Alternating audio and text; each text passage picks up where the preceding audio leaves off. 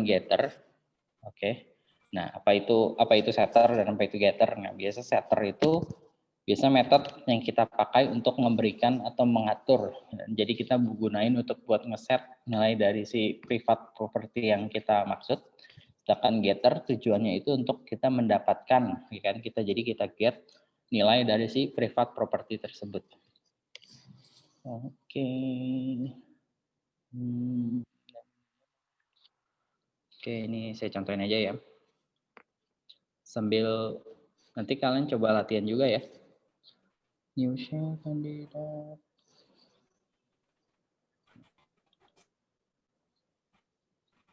Waduh, belum.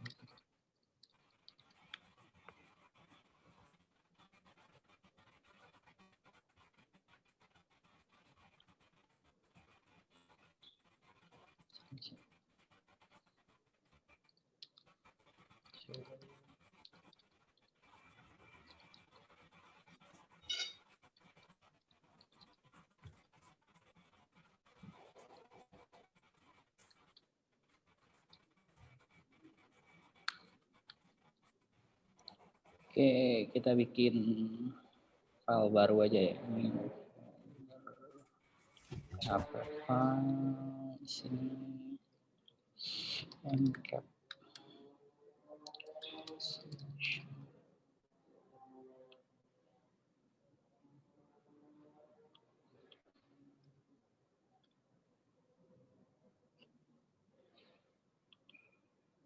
Bisa kita pakai enggak ada.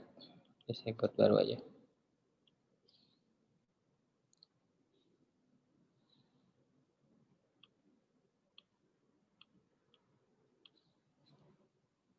Kelihatan ya? Ini. Kelihatan, Pak. Kelihatan, Pak.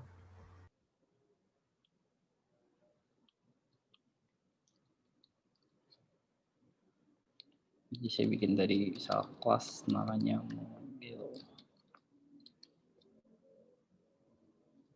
Oh iya, lupa. Biasakan ya bikin nama kelas huruf depannya kapital.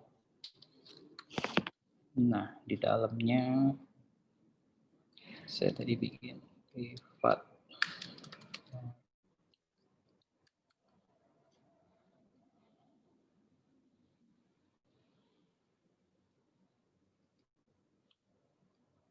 Di sini merek, langsung aja saya definisikan mereknya Toyota. Oke. Ini mau cek mobil.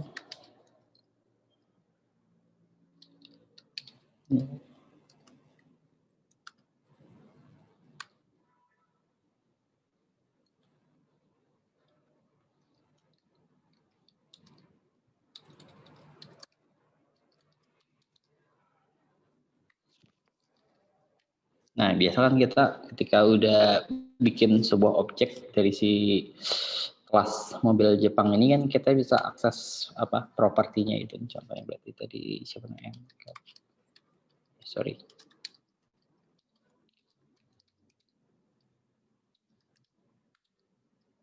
Itu kan error kan bahwa kita nggak bisa akses si privat ini kan. Nah, jadi cara kita gimana mengakses si merek ini nih walaupun dia tuh apa sifatnya privat. Nah, biasa kita gunakan di dalam objek ini kita buat suatu pintu gitu untuk mengakses si privat ini. Nah, ini beda-beda ya. Jadi kalau di sini kan ini biasanya tergantung editor kalian. Kalau di sini misalnya saya biasanya editor yang umum tuh udah ada getter and setternya. Jadi dia langsung tahu bahwa si objek ini dia punya properti atau atribut apa aja. Jadi sini ketika si ini gitu saya oke, dia bisa udah otomatis ngebuat getter and setternya sendiri.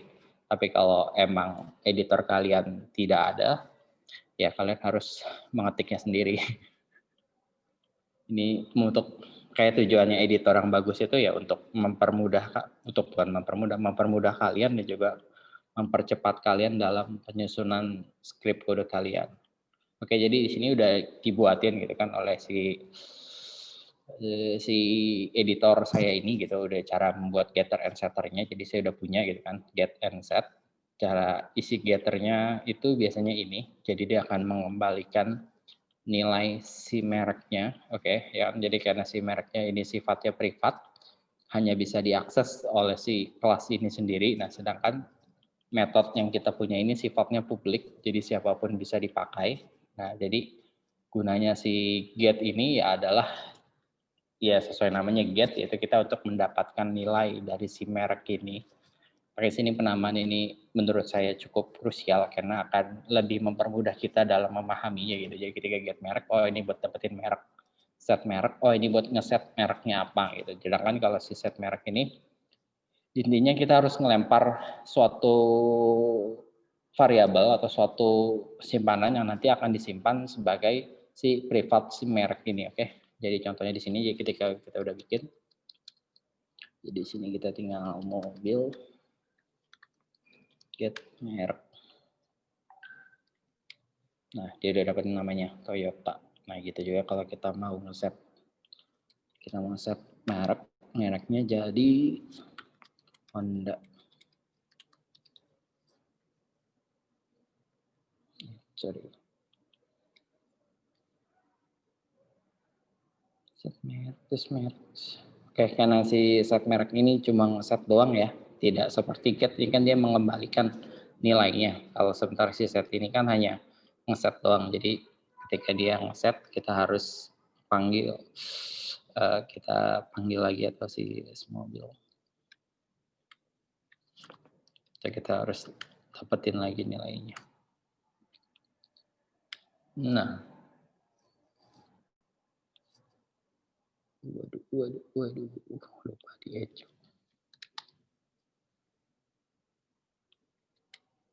Oke, mobilnya udah berubah ya, karena di saat di set, dia akan berubah di set kembali menjadi value-nya menjadi Honda, lalu ketika kita panggil lagi atau kita pengen dapetin mereknya, jadi dia akan menjadi sesuai apa yang udah diperbaharui. Nah,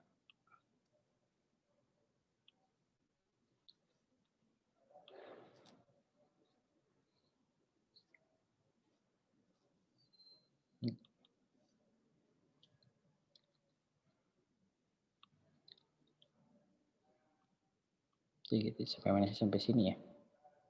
Nah, kenapa sih kita harus nggak bikin set gini atau ribet banget gitu? Kayak gitu sampai mana sih? Sampai sini bener ya? Oke, jadi setter adalah public method yang memberikan atau mengatur.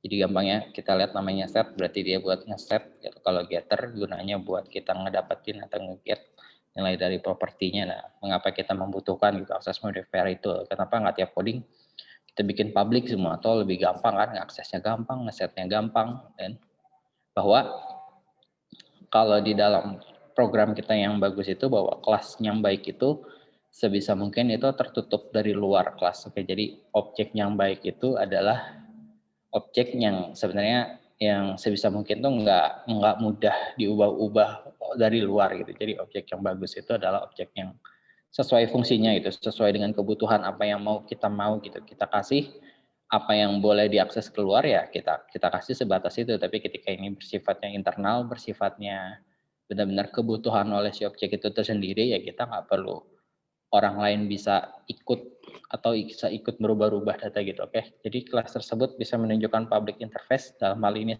setter dan getternya pertujuan untuk berinteraksi dengan si kelas tersebut. Oke, dengan mendeklarasikan suatu properti atau metode sebagai privat, maka public method aja, maka hanya public method yang di dalam kelas tersebut yang bisa berinteraksi dengan si privat property tadi. Nah, jadi dalam hal tadi si merek itu selain si getter dan setter tadi, yang lainnya tuh nggak akan bisa mengakses si merek tadi. Oke, contoh kasus dalam sebuah mobil ini kita ngebatasin si merek mobil tadi gitu. Contoh dalam case-nya itu misalnya di sini kita pengen batasin bahwa agar merek mobil Jepang aja yang diperbolehkan ngeset ke dalam properti si merek itu. Oke. Nah, jadi kita sedikit modifikasi fungsi dari si set merek ini. Jadi si set merek ini kita maunya tuh karena sesuai nama objek kita gitu, objek kita namanya mobil Jepang, nah kita mau tuh merek yang boleh disimpan itu atau di set itu hanya mobil Jepang aja gitu ketika yang masuk mobil asing selain dari mobil Jepang, tentunya nggak boleh kita simpan gitu atau kita tolak. Oke, contohnya,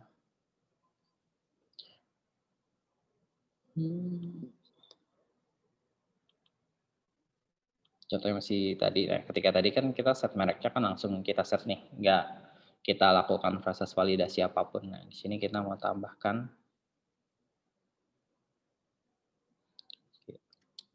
misalnya apa ya, merek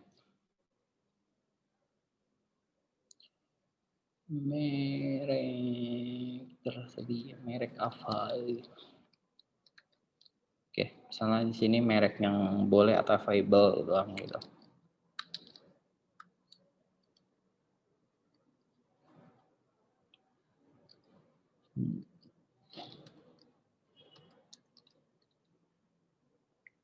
Tadi ada Honda.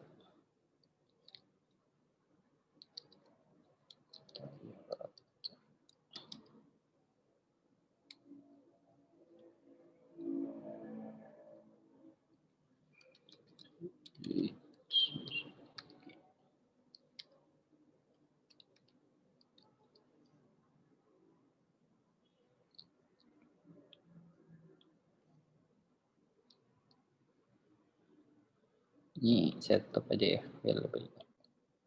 Nah, misalnya merek yang available itu di sini.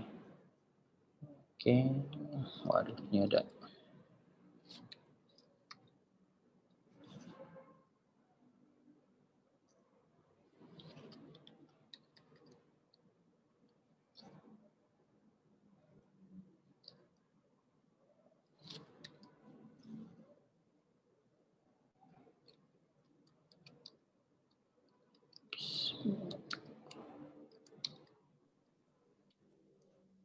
Ini function PHP ya, isinya in array, jadi fungsi mekanisme dari si array.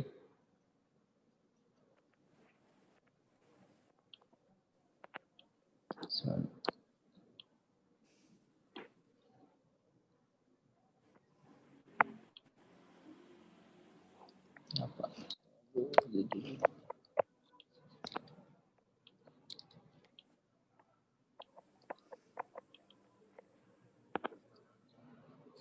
ABC.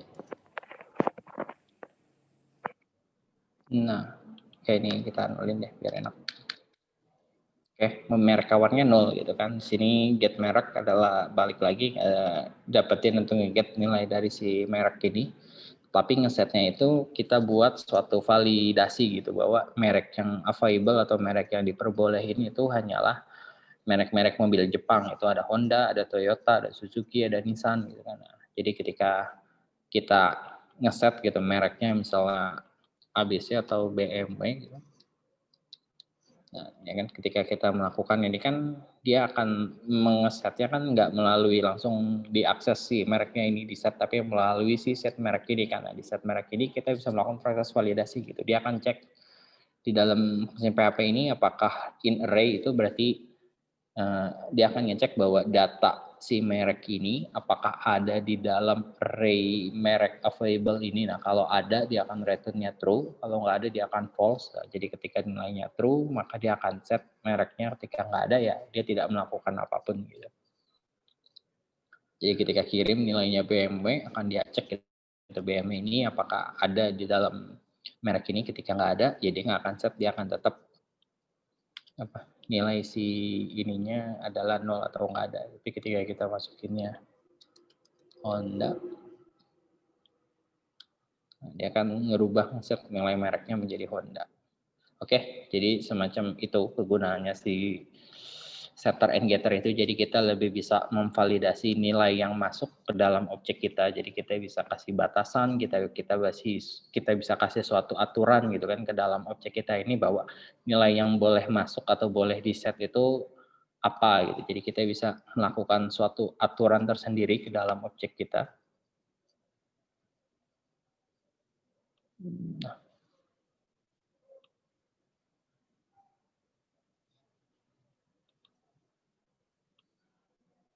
oke, kita lanjut. Privat method, oke, aduh. Privat method itu biasanya sama seperti objek tadi. Kalau kelas tadi objek. Properti tadi, kalau properti tadi kan propertinya yang hanya boleh diakses. Nah, kalau ini si metodenya atau kegunaannya itu yang bisa diakses di dalam internal itu aja. Jadi biasanya itu privat method itu dipanggil oleh metodenya tapi di dalam kelas tersebut. Oke, jadi contohnya di sini misalnya kita mau fungsi mobil gitu, di dalam fungsi mobil itu ketika kita mau bikin mobilnya bergerak maju, bahwa sebenarnya itu proses yang dikerjakan di dalam objek mobil kita itu nggak langsung maju gitu, bahwa ada beberapa proses yang akan dikerjakan. Contohnya itu proses yang dikerjakan sebelum mobil itu bisa melaju adalah pertama yang injak kopling, lalu bisa mengubah persnelingnya, lalu terakhir dia injak pedal gas agar mobil tersebut maju. Nah, jadi di dalam si objek mobil kita, tentunya kita bikin beberapa objek, beberapa metode privat. Jadi metodenya ini kayak injak kopling, ubah persneling, dan injak gas, bahwa yang boleh menginjak kopling atau mengubah persneling ataupun injak gas ini hanyalah di dalam si kelas mobil tersebut. Jadi karena ini bersifat mobil, jadi orang lain atau ibaratnya di dalam luar kelas kita ini nggak boleh melakukan injak kopling, nggak boleh melakukan ubah persneling ataupun melakukan injak gas. Nah, yang boleh itu adalah ketika kita mengakses si mengakses si metode maju.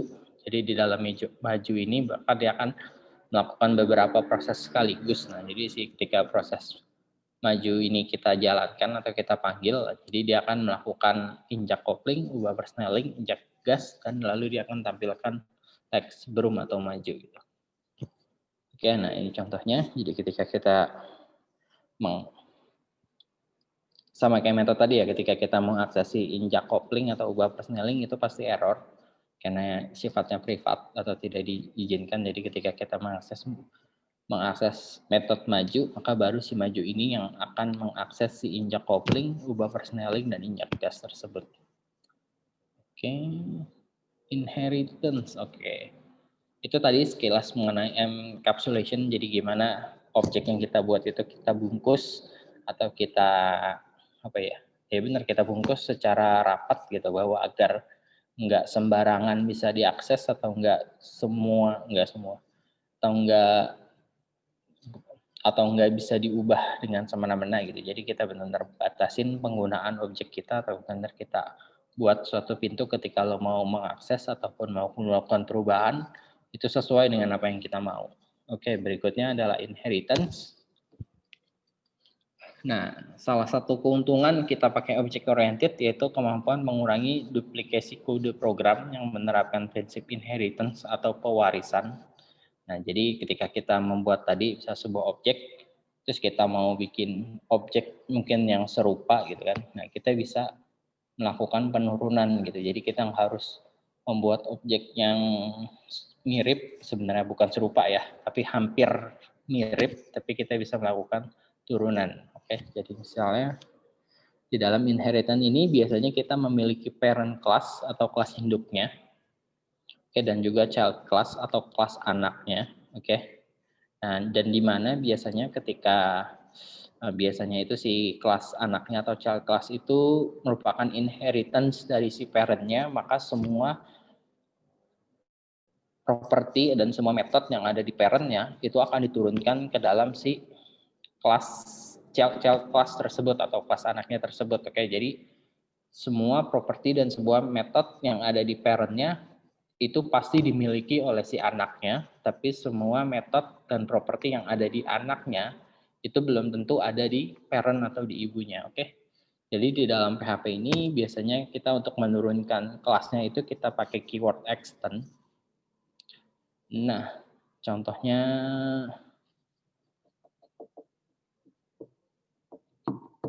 oke, saya contohin aja deh ini.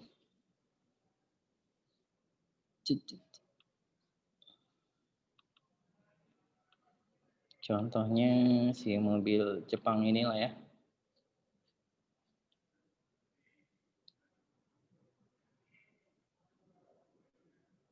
Oke, mobil Jepang ini punya merek ya, lalu di sini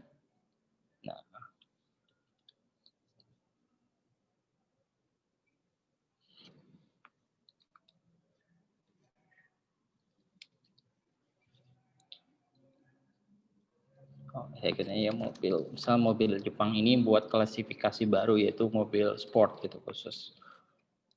Mobil sport. Jadi kita cukup tambahin extend dari si mobil Jepang. Nah, udah dengan kayak gini nih otomatis walaupun si mobil sport ini kita belum membuat apa-apa, tapi semua metode dan sebuah properti yang ada di mobil Jepang ini itu udah diturunkan ke dalam si mobil sport ini. Nah, jadi ketika kita bikin objek mobil sport, nah kita mau mengeset mereknya gitu kan, mereknya jadiin Honda. Nah, ini tuh kita udah bisa melakukannya. Nah, oke, ya, nggak ada error kan? Padahal di mobil sport ini kita nggak ada properti apapun, kita nggak ada metode apapun. Nah, tapi karena ini merupakan anak atau turunan dari si mobil Jepang, maka otomatis semua properti dan semua atribut yang ada di si parent kelasnya atau si mobil Jepang ini diturunkan ke dalam si mobil sport ini.